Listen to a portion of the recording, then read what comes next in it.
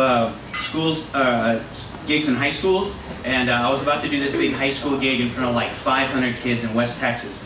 West Texas, which is like miles of ass, just miles. I mean, there's that desert beauty, you know, that you have to kind of know where it is to look, but if you're like 9 and you're driving along where no airwaves, no airwaves at all, no cell phone signals, you are fucked if you get a flat tire. Oh, and there's a town.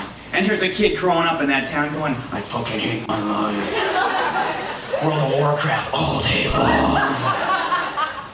So, West Texas, that, right? So, right before I was about to go, this girl comes bounding backstage with these red dreadlocks, and she's like, listen, could you write a poem for me? And I was like, I got like 15 minutes, what are you talking about? But she had red dreadlocks in West Texas, and a look of like, get me out of here.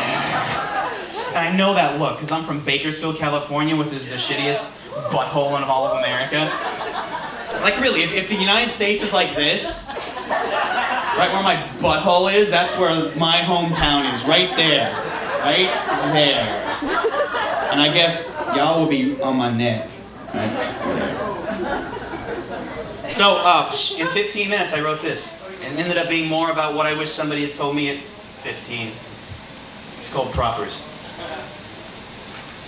This one goes out to those who refuse to be defined, who look at government forms as a challenge, who see the safe little boxes next to Caucasian and Asian, Black and Hispanic, and make their own little box labeled all of the above, who scratch out the question entirely and write their own names in large capital letters, who, when forced to choose between male and female, write instead, see attached 27-page document detailing why my gender and sexuality will never fit within the confines of your stupid little boxes.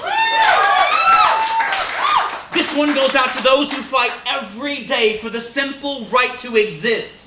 For every gay kid ever beaten up for being gay. For every straight kid ever beaten up for being gay. It's a totally different poem, that one. For every girl who looks into the hungry eyes of magazine models and shouts, I don't need the body of a skinny 12-year-old boy to be beautiful. Gaze upon my thick thighs with envy. For every boy who winces when his friends measure their masculinity by how many girls they screw over and are man enough to call them out for it. For every girl who has screamed enough and marched with her sisters to take back the night from monsters who would rather they stay at home afraid. For every band geek who picked up a guitar or drumsticks or a French horn instead of a bong. For every poet who picked up a pen instead of a gun and expressed their anger with words and not blood. For every jock who refused to see those physically weaker than them as less than them. And for every teacher who risked their jobs by simply being there when no one else would, this one goes out to you.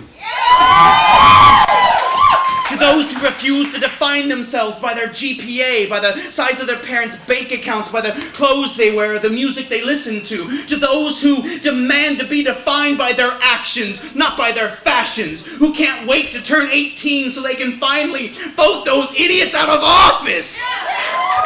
Who refuse to be passive consumers in this self-centered nation and throw away their televisions and make their own movies, who throw out their PlayStations and make their own video games, who teach themselves to play their own music and write their own novels and create their own art.